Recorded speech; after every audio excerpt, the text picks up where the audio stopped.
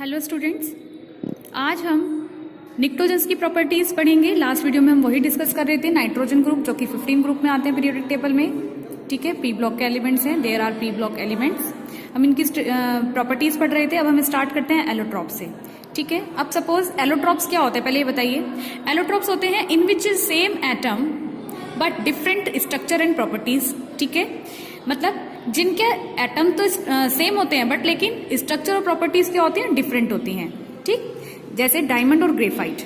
ठीक है, ये इसकी नेचर कैसी होती है डायमंड की, ये होता है hard in nature and this is soft in nature. Okay, graphite आपने देखा ही होगा, पेंसिल की जो नोक होती है वो ग्रेफाइट की बनी होती है। ठीक है, डायमंड में जो कार्बन कार्बन है वो सिंगल बॉन्ड होता है बट ग्रेफाइट में कार्बन कार्बन डबल बॉन्ड होता है। ठीक है, डायमंड की जो हाइब्रिडाइजेशन स्टेट होती है वो sp3 होती है, जबकि ग्रेफाइट में कितनी होती है, sp2 होती है। ठीक, अब हम बात कर रहे हैं 15 ग्रुप नंबर की। ठीक है, उसमें नाइट्रोजन, फॉस्फोरस, आर्सेनिक, एंटीमनी और बिस्मिथ। ठीक है, अब इसमें जो एलोट्रॉप्स हैं, क्वेश्चन यहां से आता है बच्चों, ये पूछेगा कि कौन नहीं बनाता, तो इसमें एक एक्सेप्शनल है नाइट्रोजन एंड बिस्मिथ। इनका कोई भी एलोट्रॉप नहीं होता। ठीक है, इनका एलोट्रॉप्स नहीं होता। फॉस्फोरस, आर्सेनिक और एंटीमनी के एलोट्रॉप्स आपको मिलेंगे। नेक्स्ट है आइसोटॉप्स। आइसोटॉप्स क्या होते हैं बच्चों, same atomic number and different mass number. इनका एटॉमिक नंबर तो सेम होता है, सेम एटॉमिक नंबर,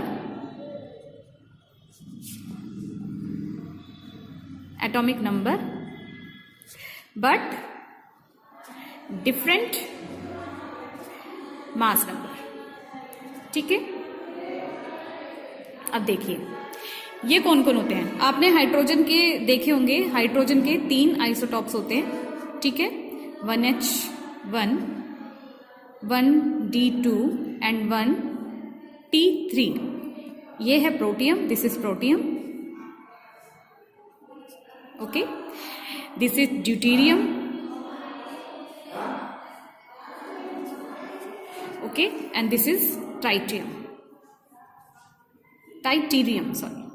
टाइट्रीरियम। ओके, तो हाइड्रोजन के मतलब कहने का मतलब है आइसोटॉप्स वो होते हैं जिनके एटॉमिक नंबर तो सेम होते हैं बट लेकिन मास नंबर क्या होते हैं, डिफरेंट होते हैं, उन्हें आइसोटॉप्स कहते हैं। जैसे हाइड्रोजन में अब आप देख रहे होंगे इनका एटॉमिक नंबर तो सेम है लेकिन इनका जो मासेज हैं वो तीनों के क्या है, डिफरेंट है। इसका 1 है, इसका 2 है, इसका 3 है। ठीक है, कहने का मतलब है आइसोटॉप्स आपस में भाई बहन होते हैं, there are siblings to each other. Okay, अब बात कर रहे हैं हम लेकिन नाइट्रोजन फैमिली की। ठीक है, तो इसमें हम एग्जाम्पल देखते हैं किस किस के होते हैं नाइट्रोजन के, जैसे 14 and nitrogen 15। Nitrogen has 2 isotopes, 14 and 15. Next, atomic radius.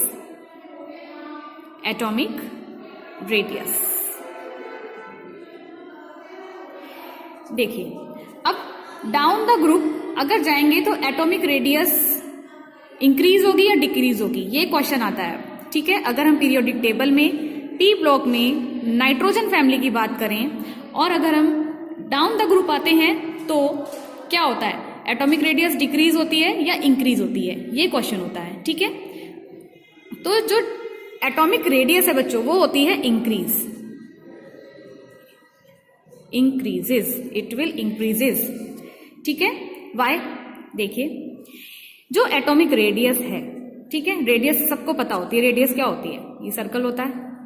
ठीक है, ये यहां से r, दिस इज रेडियस। ठीक, अब हम बात करते हैं साइज की। मैंने आपको बताया था कि जब हम ऊपर से नीचे की तरफ आते हैं पीरियोडिक टेबल में तो साइज बढ़ता है।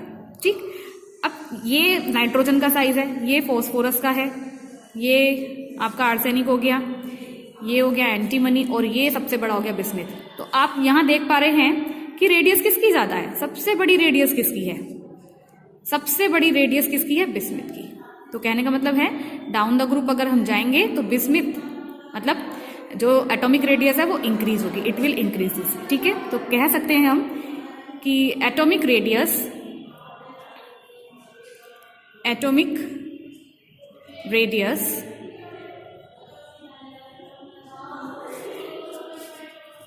Directly proportional to size. ठीक, साइज बढ़ेगा तो रेडियस भी बढ़ेगी। Okay, next property is melting point. Melting point, अब मेल्टिंग पॉइंट पे क्या इफेक्ट पड़ेगा, डाउन द ग्रुप अगर हम जाएंगे तो मेल्टिंग पॉइंट पे क्या इफेक्ट पड़ेगा।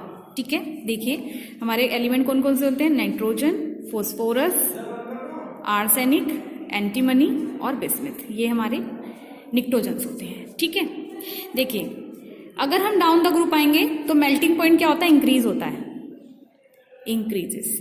ठीक है, लेकिन यहां पर एक एक्सेप्शनल है बच्चों, इसमें इसको छोड़ के नाइट्रोजन को, चूंकि ये क्या है, एक गैस है, ठीक है, गैस फॉर्म में होती है, इसका मेल्टिंग पॉइंट बहुत लो होता है, बहुत लो होता है, ठीक, ड्यू टू गैस। लेकिन अगर हम फॉस्फोरस की बात करें तो फॉस्फोरस से अगर हम आर्सेनिक तक आएंगे तो मेल्टिंग पॉइंट क्या होगा, इंक्रीज होगा, यानी बढ़ेगा। ठीक है, मेल्टिंग पॉइंट क्या होगा, इंक्रीज होगा। लेकिन अगर हम बात करें एंटीमनी से बिस्मिथ तक तो यहां पर मेल्टिंग पॉइंट क्या हो जाता है, डिक्रीज होना शुरू हो जाता है, डिक्रीजेस। वाई, देखिए अब इन दोनों के साइज जो है लगभग सेम होते हैं। ठीक है, इनका साइज सेम होता है, सिमिलर साइज, और साथ में इनमें डी और एफ ब्लॉक भी आ जाते हैं। ठीक है, तो यहाँ पर लेंथेनाइड अट्रैक्शन आ जाता है, यानी कॉन्ट्रैक्शन इफेक्ट शो होता है यहाँ पर, इसीलिए यहाँ पर इन दोनों के जो मेल्टिंग पॉइंट है लगभग बराबर होते हैं। ठीक, अब नेक्स्ट है number 6, boiling point. Boiling point, देखिए बॉइलिंग पॉइंट भी क्या होगा, डाउन द ग्रुप जाएंगे तो इंक्रीज होगा, इट विल इंक्रीजेस। ठीक, अब ये हमारा किस पे डिपेंड करता है, ये डिपेंड करता है हमारा वैन डर वाल फोर्सेस पे, वैन डर वाल forces and hydrogen bonding and polarity. ठीक है, बॉइलिंग पॉइंट पे ये मतलब वैन डर वाल फोर्सेस क्या होता है, इसमें जहां इलेक्ट्रॉन की क्राउडीनेस ज्यादा होती है वहां ये शो होता है। ठीक है, और हाइड्रोजन बॉन्डिंग आपको पता ही है। फिर आता है पोलैरिटी, तो ये तीनों चीजें मतलब इन तीनों चीजों पर डिपेंड करता है बॉइलिंग पॉइंट। ओके, अब हम बात करते हैं नंबर 7, बॉन्ड स्ट्रेंथ।